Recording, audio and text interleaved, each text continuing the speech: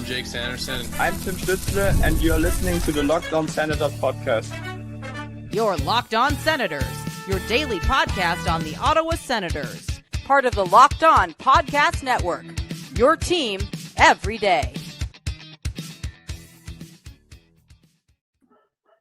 Welcome to another bonus edition of Locked On Senators. I'm Ross Levitan alongside Brandon Piller and Pilsy. We wanted the Sens to make one more move after the blockbuster trade this morning with Josh Norris heading to Buffalo with Jacob Bernard-Docker in exchange for Dylan Cousins, Dennis Gilbert, and a second-round pick. Well, they didn't use that second-round pick. They used this year's second with Zack Ostapchuk and Noah Gregor to get a player whose name we didn't even know was out there.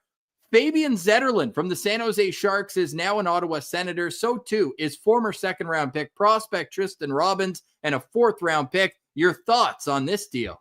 Well, Ross, anytime we're on for a third time in one day, you know either things are going really well or really poorly. It's nice that things are going really well for the Ottawa Senators, and they are buyers at the deadline. This was a great move, in my opinion. Did you have to pay a lot to get this done? Yes, but I think the asset is worth it. Fabian Zetterlund, a winger that is maybe short, but he's got size at 220 pounds, 5'11", 220 pounds. This is the guy that's going to bring scoring to the Ottawa Senators top six. He's going to be the sixth forward in this top six now, and I can't wait to see what he's going to look like beside Tim Stützle. You got to think that's where he starts, right? Yeah, Ross, I tweeted out my lines. I got Zetterlund, Stützle, Giroux, Tkachuk, Cousins, Batherson, Greg, Pinto, Perron. That's how I'm setting up the top three lines. Okay, interesting, because Zetterlund is a right shot. So I feel like he's played a lot more on the right side, but he's a winger. I'm sure he can play wherever. But I feel like he could be one of those guys like Russian players often do, get him on his offside and have him shooting the puck. Get the shooter in there. Okay. I don't mind it. I also think there's a world where he plays with Shane Pinto to start. He's a 25-year-old RFA. He's a plus player on the San Jose Sharks. And we got a short here we'll play in a few minutes from JD Young giving his opinion from the San Jose perspective on the trade. Being a buyer is pretty fun. Hey, Pilsy? I had a good time watching the Senators buy. Obviously emotional with Josh Norris leaving, but overall a very successful day, I would say, for Steve Staios. Absolutely. Is this the best trade deadline in Sens history? It's the most active for sure, with big names going both ways.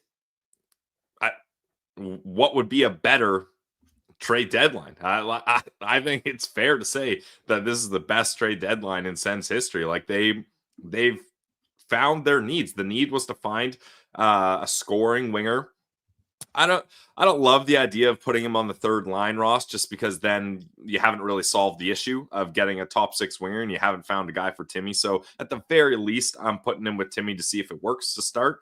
But this gives the Sens lots of options. And the fact that Fabian Zetterlund is only making $1.45 million and is an RFA next year, I think that makes him a better fit for the Ottawa Senators than Ryan Donato would have been. I think Ryan Donato would have been a great player, but I think this might be a better fit overall for the Sens. And yeah, look, last year, this guy had 24 goals. Like, sure, a minus 34, but that's in San Jose. And he's found a way to improve that. A +8 on the San Jose Sharks is very impressive. It certainly is. And he was initially drafted and developed by the New Jersey Devils, a part of the Timo Meier trade. So he's already been traded before midseason, and he'll have the opportunity to do it again. Now, hopefully the adjustment period isn't the same as it was when he got traded from New Jersey. He had 0 goals and 3 assists in 22 games after that. Then he went to the World Championships, had a decent showing there, and then came out with that 24-goal season last year. I think that for him, much like Dylan Cousins, the Ottawa Senators being in meaningful games has to be so exciting for these guys coming right into a race after bottom feeder teams. We just saw this guy play live last Saturday, Pilsy. He was on the Sharks team that Ottawa beat in the third period and got the win. 5-2 was the final score. But you look at what this Ottawa Senators team needed, and we can pull up the checklist. They did do quite a bit. They obviously didn't need a goalie. They ended up keeping Anton Forsberg, but we said that they needed a middle six forward with grit. Would you think that would qualify as this one? Absolutely. Yeah. Fabian Zetterlund, I mentioned the weight behind him. He throws the body around as well. He has 115 hits this year. In 82 games last year, he had 120. So he's going to get even more hits this year than he did last year. And he averages about 17 minutes a night. So I think he's going to fit perfectly in a middle six type role here. Yes, and it'll be fascinating to see where he plays. Unfortunately, Ottawa waited until San Jose was done their road trip and went back to San Jose, so we'll see if he gets here in time for tomorrow. I would probably doubt it, but with 2 games Monday, Tuesday, let him rest up tomorrow, get the jet lag out of him, and then get in the lineup maybe after a practice if the Sens even practice. I mean, it's a 3 and 4, so who knows? But we need to get this guy to Ottawa and get him into the lineup right away. I love what Ottawa has done today. I mean, again, we always have to clarify the emotional part of the Josh Norris trade cannot be just thrown out. We heard from Brady Tkachuk, fighting back tears, but you almost got things in there at the same time. Like in both these guys, you could even call the middle six forward with grit Dylan Cousins. Now, did we think that Josh Norris was going to have to go the other way? No, but then this top 6 winger to play with Tim Stützle, that could be Fabian Zetterlund. They get a depth left shot defenseman and Dennis Gilbert. Yep. And then the other one was if Forsberg's move. So I don't know if Steve Staios was watching Locked On Senators or if we're just on the same wavelength here. Obviously, we're watching all the games. They pretty much checked every box they needed to at this trade deadline. Yeah, absolutely. I'm happy with the way Staios handled this. And look, it didn't come at no cost, though, Ross. Let's take a look at what went the other way in this Zetterlund deal. Zack Ostapchuk, Noah Gregor, and Ottawa's 2025 second-round pick. The fact that Steve Staios was able to bring in Dylan Cousins and Fabian Zetterlund and did not lose a first-round pick for the Ottawa Senators, I think is pretty good. And Zack Ostapchuk is going to be a good player. I like Zack Ostapchuk. I think the Ottawa Senators put him into an NHL role too quickly, and he would have developed a lot better spending more time in Belleville. But where was this guy going to play in Ottawa? Like when they signed Ridley Gregg, Ross, for me, that put the writing on the wall that Ostapchuk was going to be their number 1 trade chip in any kind of move. And I think this is a good move for Ostapchuk too. I think he's going to get a really good opportunity in San Jose.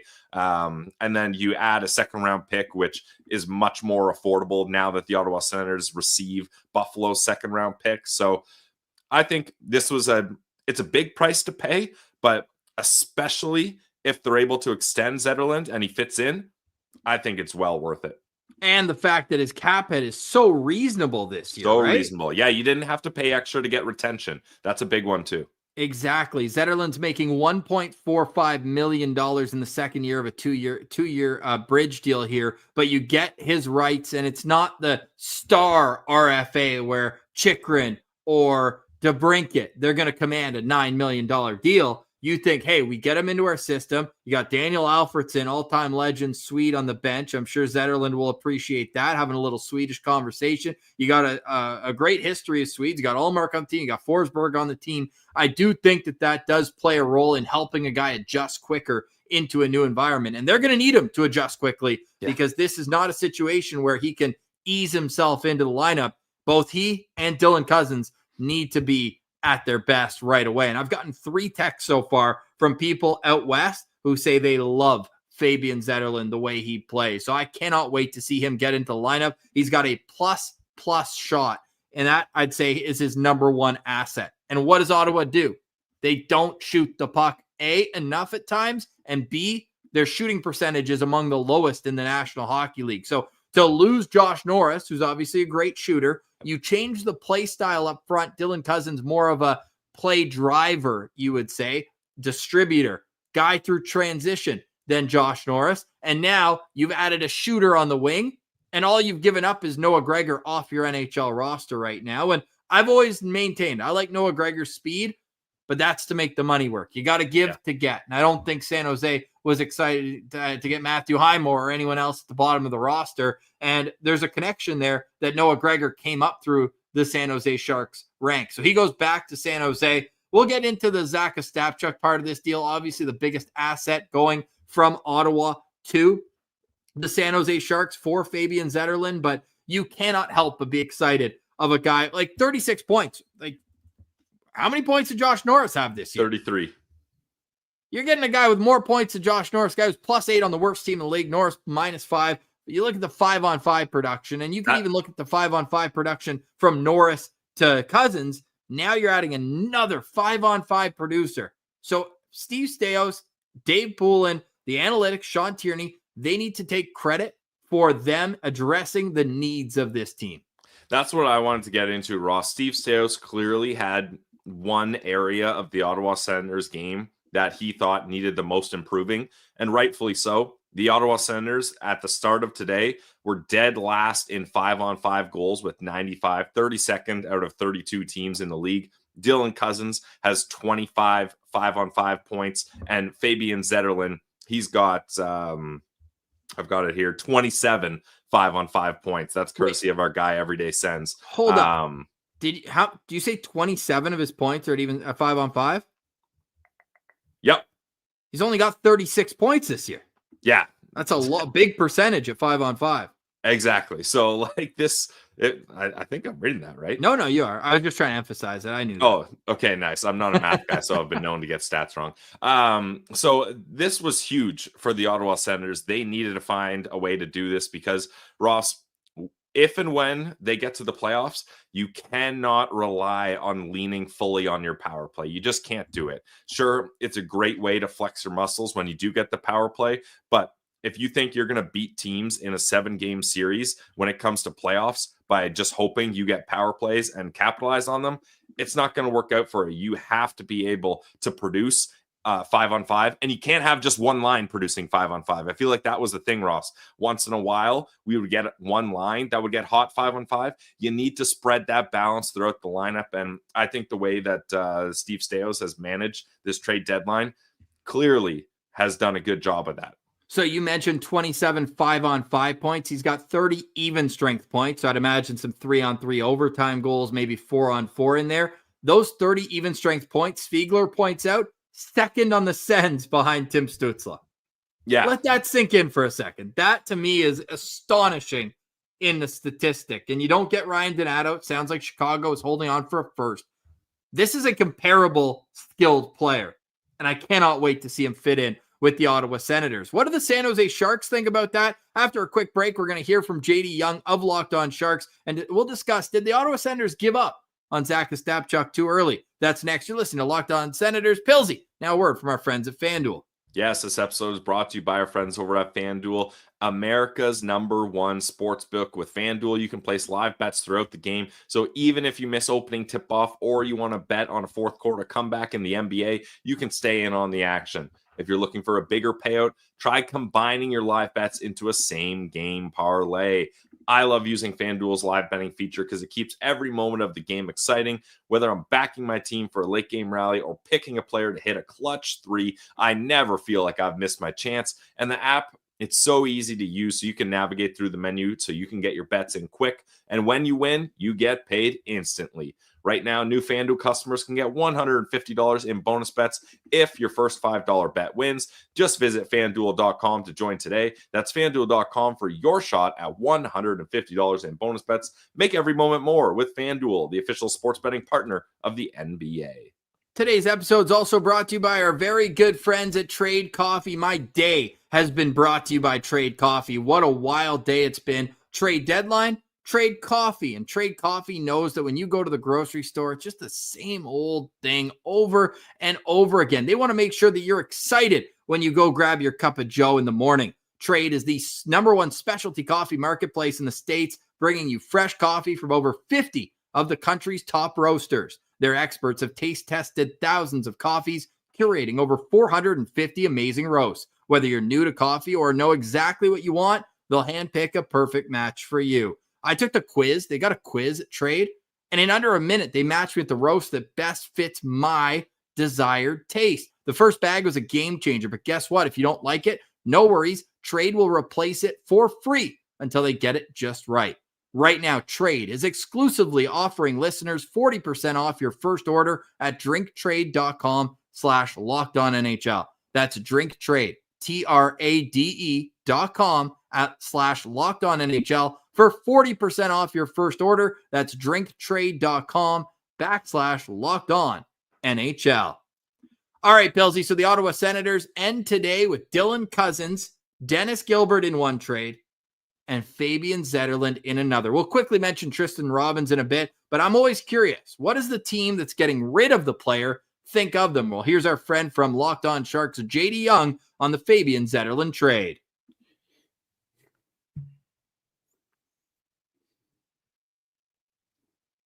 The San Jose Sharks make a shocking trade, moving on from Fabian Zetterlund. I'm JD Young of Locked On Sharks. The Sharks send Fabian Zetterlund and Tristen Robins and a fourth-round pick to the Ottawa Senators for Zack Ostapchuk, old friend Noah Gregor, and 2025 second-round pick. Comes at a bit of a shock as Zetterlund felt like he could have been a piece for moving forward for the San Jose Sharks, but as an RFA, it looks like Mike Grier continues to strip things down and get younger. Ostapchuk, a former second-round pick in the 2021 draft, as in the second year of his ELC, has played NHL games and AHL games. And I think for Mike Grier, he continues to try to gather assets with a second-round pick and get younger for this San Jose Sharks team. So we'll break down this trade on your next episode of Locked On Sharks, wherever you get podcasts. And of course, can watch on YouTube as well. All right. Well, as JD just said, he thought, and I thought as well, like it felt like Fabian Zetterlund was a part of the core for the San Jose Sharks. So bit of a surprise, but we'll take it.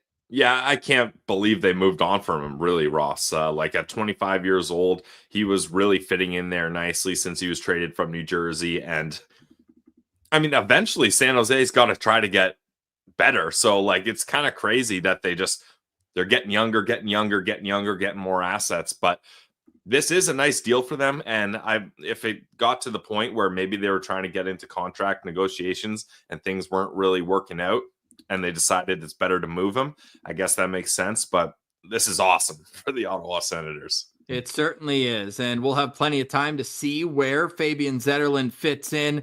Speaking of the return, though, Zack Ostapchuk, we were very much advocating that he was in the NHL too soon. He played over 40 games for Ottawa this year. He goes back to Belleville, and the offense was still humming along. Are you surprised that this was a piece the Senators gave up on? No, for them to make any kind of move, like a good move, in my opinion, it was going to have to be Zack Ostapchuk. And look, don't get it twisted. This isn't me saying that the Sens gave up on Ostapchuk or I don't believe in his potential or anything like that. He's a good player, a good young player, and I do think he will be a good NHL player one day. It's just where was he going to play? Like anyone, if Sens fans are disappointed that he's the piece going the other way, try to envision what his future in Ottawa looked like. He's not going to play center unless it's going to be fourth line center. We saw him at fourth line center, and I believe he has a higher ceiling potential than a fourth line center. If you move him to the wing, left wing, what left wing position is he going to play? You've got Brady, Greg, Perron. So he wasn't going to crack the top nine as a winger. So it just didn't make a whole lot of sense for me what the Senators' future could hold for Ostapchuk. So now is the perfect time to strike, to use him as a trade piece. And Steve Staios executed that perfectly. I got a fun question. Would you have been happier or sadder if it was Stephen Halliday instead of Zack Ostapchuk? I think sadder, just because I think Stephen Halliday brings elements to his game that Zack Ostapchuk doesn't. The hockey IQ is so high for Halliday. Not saying it wasn't high for Ostapchuk, but I believe it's higher with Halliday. He's a disher, as we all know. He's got a great shot. I think he's got a little bit more time to marinate in Belleville and work on his development and work on his skating, things like that. I like Stephen Halliday's size. Obviously, he's a friend of the show, so that's a part of it as well. But I think Ostapchuk had a higher value league-wide than Halliday had, and I think it made sense to keep Halliday in-house. I think that's a really good explanation, Pilsy. One thing about Fabian Zetterlund, as I look on Twitter, and I think it was our guy Matty Go Sens tagged me in this one. Sens only have one shootout goal this year. Well, guess what? Zetterlund's 1 for 1 and just eliminated the Toronto Maple Leafs in that game. Let's go. With the game winner there. So, yeah, you can't trade the disher. The comments, no. I mean, when you asked Tim Stützle which young player impressed you this year, and Ostapchuk played 43 games this year, and Halliday played 0, and he says Halliday is the guy who impressed him the most of any young player, I mean, that's got to play a little bit of a role too. Halliday leads the AHL Belleville Sens in points. So all in all, though, Pilsy, like when you look at it as a whole, what are you grading Steve Staios on his work today? An A. I think I'll stick with it. Maybe Ross, maybe even an A+. The only thing that provides negativity to what Steve Staios did today was the human element and the emotional toll it's going to take on the room having Josh Norris leave this group. I mean, guys, if you haven't watched it, I would go watch Brady Tkachuk's media availability after practice today. Bring your tissues. Yeah, he was barely able to string sentences together. He said, I'm going to keep it short and sweet, guys. Sorry. And you could tell this meant a lot to him. And that's a real thing. Like, that will have a real impact on the room. I think Brady will get to like Dylan Cousins, and I think Cousins is going to fit in this room. But losing Josh Norris, for people that just say it's a business, these guys got to grow up or whatever, that's not really fair. And you do have to understand that a lot of these guys are in their early mid-20s. Like, losing friends like that you see every day, you're on the road with, you grow up with, that's a big deal. So certainly there is that element, and that would be probably the one thing, Ross, that keeps me from giving Staios an A+ here, but that can't really be helped on his end. No, it can't. And we already mentioned, like, they addressed every need that they had in their lineup, and they did it without moving on from Forsberg. And we said, look, if you move Forsberg, you got to get another goalie back. So they decided, hey, we're going to work out the cap in different situations. And they are like within $500,000 of the cap again. So the fact they were able to figure it all out, and Zetter, like a name that wasn't out there. That's my favorite part about this, Pilsy. They didn't just say, oh, who's left on the Athletic or the TSN trade bait board? Let's go and make a call for a guy we really want. And do you think other teams were in on it, Ross? Like, do you think this was part of a bidding war? I'd be curious to know that. I have no idea. Yeah. And the fact that it came out after the deadline too, right? It's just it's a really interesting trade. Big time. Yeah. And I'm really glad it happened, Ross. Like, I think I still would have been happy with this deadline with the trade Steve Staios made, because it's a big one and he's taken a swing. You got to respect that. But they needed to add another piece. They needed more depth. They needed scoring. They needed someone to try to play with Tim Stützle. And I think they got it done here. Like, I really like this move. I really like this deadline. I'm so excited for Sens hockey moving forward. And Ross, unless there's some more you want to talk about these trades, I'd like to transition to a different conversation point. Sure, go ahead. The Ottawa Senators were the best and most active team among Eastern Conference wildcard playoff race teams. Like most other teams were sellers, Ross. And I can't believe did the Columbus Blue Jackets do anything? They traded for Luke Kunin from the and then the Red Wings, like, what was that move? I don't know what they needed a goalie there. Their goalies couldn't stop the puck. How many goalies are they going to have? I know they traded away Husso, but they still have 4 goalies when you include Jack Campbell and then Sebastian Cossa and then Alex Lyon, Cam Talbot, and now they added Peter Mrazek as well. Like that, I don't think that doesn't make them better, in my opinion. And Mrazek not having a good year, albeit playing in Chicago. But Craig Smith is a 4th liner on one of the worst teams in the league. And then you look at the Boston Bruins. Oh my God, you look at the Boston Bruins. They traded their captain away to a division rival, and then they trade away their top defensive defenseman to another division rival like that. Like, they're basically spare parts. Now, I actually like the Middlestat move. I thought that was a nice play for them, but like overall, that team is not better for sure. And then the Philadelphia Flyers, they move on from Scott Lawton. The New York Islanders, they moved on from Brock Nelson. The Ottawa Senators come out as the top team in the wildcard race in the East. And this is Steve Staios. We always talked about it. He's got to show his players that he's rewarding them and that he's going to help reinforce them for this playoff race with the final 21 games left, and he did exactly that. So hats off to Steve Staios, because this guy got it done, and you got to respect the moves that he went for here. Yeah, I put a hat on just to take it off for steady. There you go. Staios. I think Sens fans should be happy about this. I mean, it's big pieces going the other way, but I would way rather be in our position than be one of those other 4 or 5 teams that I mentioned. And you're looking at the Sens being like, oh man, why didn't we do that? How are we going to compete with that? So the race is basically a 5-team race for 2 teams, right? Boston basically threw in the towel. Yeah.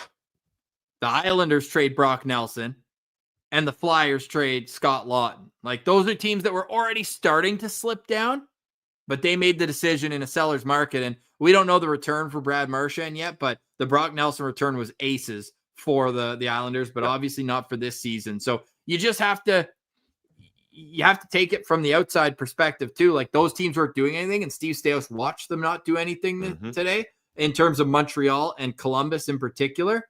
The Rangers already made their big moves, and they did a little bit in the days leading up to today, but they made their big JT Miller move. For Ottawa to take a step that they did, I'm excited. Let's quickly mention Tristen Robins, a guy who I chatted with JD Young from Locked On Sharks, and he was a 2nd-round pick in the 2020 draft. I wonder if we did a profile on him, Pills. It was so long ago, but it would be worth noting. EP had him 53rd on their draft rankings. He went 56th. And had a great career with the Saskatoon Blades in the WHL. He's actually born in London, England, but a dual citizen, Canadian as well. Grew up in Brandon, Manitoba, at least played there in U15s. Unfortunately, it seems like injuries have gotten the better of him recently. So he's kind of stalled in the AHL. But basically, he's going to go and replace Zack Ostapchuk's roster spot in the AHL, and he'll get opportunity to get his career back on track in a Canadian organization. Yeah, and I mean, Ross, for a 23-year-old to have 149 games played in the AHL, like, that's good experience as well. I think he's going to get a good opportunity in Belleville, a team that's making a push for the playoffs as well. So, yeah, I mean, it's not that big of a deal for the Sens, but it is good to restock the cupboards when you move out a young player like Zack Ostapchuk. So hopefully he pans out nicely here. And final thought on the trade deadline too is I love how it wasn't the Buffalo 1st-round pick they gave up. It was Ottawa's own 2nd-round pick that they got from Buffalo. Basically a first. We'll see how Buffalo does next year. They're basically going to run it back with Greenway and Zucker re-signing there. Weird. But the fact they gave up their own this year, one, it gives you confidence. I don't know how much the players care, but that, like, hey, we think this 2nd-round pick this year is going to be in the second half of the 2nd round. Yep. And that way you're looking, to me, this screams that Ottawa's going to keep their first this year, try to restock the cupboards a little bit more, and then give up next year's first, knowing that you have that Buffalo 2nd. Now, they don't have their own 2nd next year. That went in the Jacob Chikrin trade from a few years ago, but they also have 3 3rd-round picks, and then they get a 4th-round pick for this year's draft as well. So it basically offsets the 2nd, not in value, but in terms of you get a player in the draft. So I'm thrilled with what Steve Staios did. 1 tier for Josh Norris, and I mean that sincerely, but the Ottawa Senators are a better team today than they were yesterday. I agree, for sure. Yeah, and I just think that the way this team is structured now, like, they added size, too, to this team. Like, I'm glad you mentioned that. So Josh Norris, and I actually want to pull up Josh Norris's stats, but Fabian Zetterlund is 3rd on this team in hits this year, like on Ottawa, and Dylan Cousins is 2nd.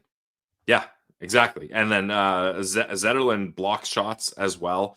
Yeah, so Cousins is bigger. Zetterlund maybe doesn't have the height, but he's got the weight, 220. Yeah, Dennis Gilbert, like, and then you focus on the 5-on-5 points. Steve Staios is loading this team up at least to give them a recipe for success in the playoffs. Like, that's what this message was to me. And remember when Ottawa had so many left shots, we couldn't buy a right shot. Yeah. And now Ottawa all of a sudden is more right shot heavy when you think about David Perron being added as well. Like, it's almost a 50-50 split. You don't often see that. Pinto, Perron, Matin. Let's just stick with forwards because decor is balanced now, especially when you move out the right shot, Matin or JBD, and you add a left shot in Dennis Gilbert. But for forwards, look who they've added. Like, I think that this has been a steady Stevie Staios, right shot, by the way, when he played. Thought process. Look who he's added. Michael Amadio, right shot. David Perron, right shot. Dylan Cousins, right shot. Fabian Zetterlund, right shot. Those are all adds in the last 12 months. And Adam Gaudette's a right shot as well. Like, they almost have too many right shots now. But you have David Perron who can play left wing and prefers to do that. So, dude, I cannot wait. I know, to see this it's team exciting. in action. Yeah, it's exciting. Hey, trade deadline is a lot more fun when you're a buyer. And the Ottawa Senators make 2 moves today and substantially supplant their roster to get a final push for a playoff spot. Now, the playoffs are not guaranteed by any stretch. Let's say it's a 55-45 split right now with all the games head-to-head against the other teams. I don't know, Ross. Like, you look at the strength of schedule that the Sens have. You look at how many home games they have. You look at how many of those games. We talked about it in a previous episode. 11 of the 21 games are up against teams in the wild card race. And you look at the Sens being really the only team that bolstered their lineup in a big way. I really like the Ottawa Senators' chances to get into the playoffs here, and they're pretty much healthy. Like, Tyler Clevin even was back at practice today. Now, who knows when he'll be back? But he's got quite the shiner too. I know it's a lower body injury, but Adam Lowry put a beating on him. Yeah. I got front row seats for that. Literally, I saw that. But this team, there's no excuses now for them not to make the playoffs. Like, everything is lined up nicely for this to happen, in my opinion. Absolutely. All right. For more on this trade, you can go watch our Dylan Cousins breakdown earlier today. We'll see you in the postcast tomorrow. For Brandon Piller, I'm Ross Levitan. Let's get some GSGs in the chat. Go, Sens, go. Great to add. Welcome to Ottawa, Fabian Zetterlund. Welcome to Ottawa, Dylan Cousins and Dennis Gilbert. Cousins, by the way, will wear number 24. Dennis Gilbert will wear number 6. Cousins was just on TSN 1200, so I'm going to go listen to that now. He's excited to come to Ottawa and can't wait to be in the lineup tomorrow. We can't wait to discuss the game afterwards in the postcast. We're part of the Locked On Podcast Network, your team every day.